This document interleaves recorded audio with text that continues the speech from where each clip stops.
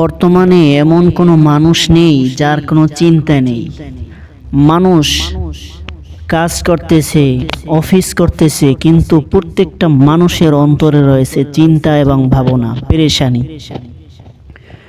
আজকে এমন একটি দোয়া আমি শিক্ষা দিব, যে দোয়াটি আল্লাহ রাব্বুল আলামিন পবিত্র কালামুল্লাহ শরীফে দান করেছেন মানুষের জন্য। এই দোয়াটি যদি কেউ 7 বার পাঠ করে, আল্লাহ রাব্বুল আলামিন তার সমস্ত চিন্তা ভাবনা পেরেশানি সব কিছু দূর করে দিবে।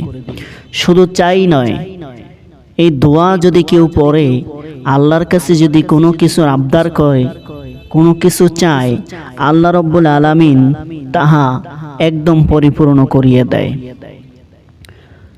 হযরত আবু দারদা রাদিয়াল্লাহু তাআলা আনহু বর্ণনা করেন যে রাসূল করিম সাল্লাল্লাহু আলাইহি সাল্লাম বর্ণনা করেছেন, যে ব্যক্তি সকাল সন্ধ্যায় 7 বার করিয়া উক্ত ওয়াজিফা পাঠ করিবে, তাহার দুনিয়া ও আখিরাতের তামাম চিন্তা ভাবনা ও পেরেশানির জন্য আল্লাহ পাকেই কাফি অর্থাৎ সমাধানকারী হইয়া যাইবেন।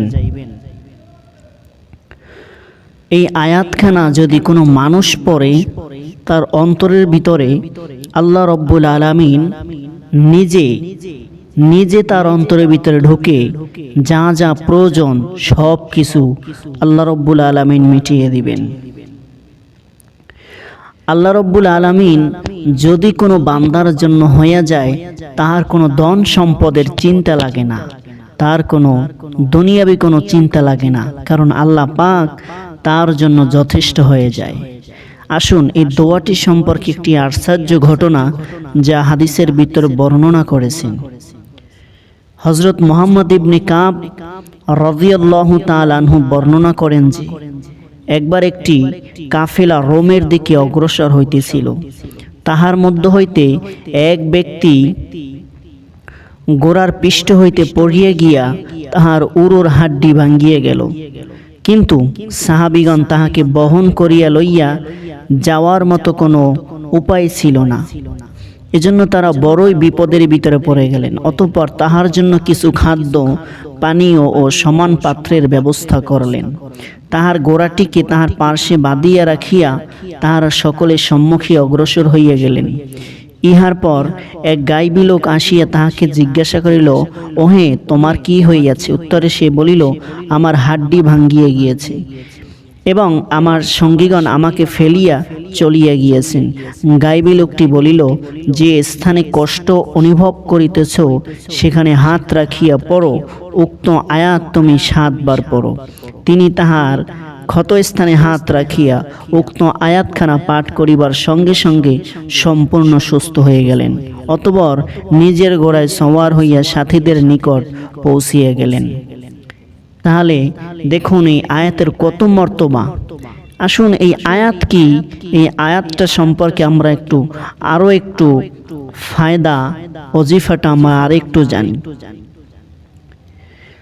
এই ওজিফা আদায়ের পরে দোয়া করিবে যে, আয় আল্লাহ, নবী করিম সাল্লাল্লাহু আলাইহি ওয়াসাল্লামের সুসংবাদের বরকতে এই আয়াতখানা উসিলা করি আমাদের দুনিয়া ও আখিরাতের তামাম চিন্তা ভাবনা, হাজত ও জরুরতের জন্য আপনি কাফি, আপনি জিম্মাদার ও সমাধানকারী হইয়া যান।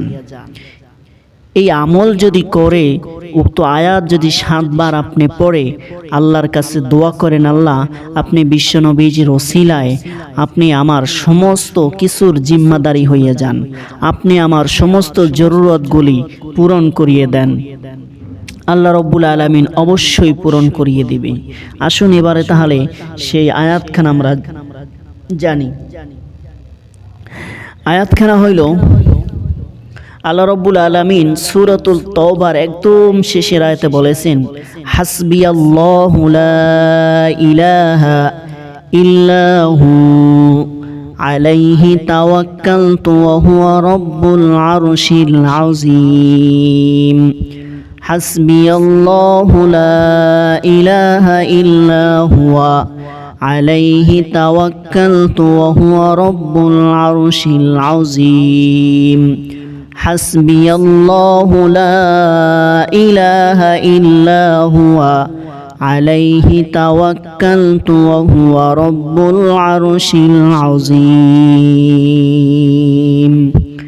এই আয়াত 7 বার পাঠ করিয়া আল্লাহর কাছে দোয়া করবেন, ইনশাআল্লাহ আপনার সমস্ত হাজত পূরণ হয়ে যাবে, চিন্তা পেরেশানি দূর হয়ে যাবে ইনশাআল্লাহ।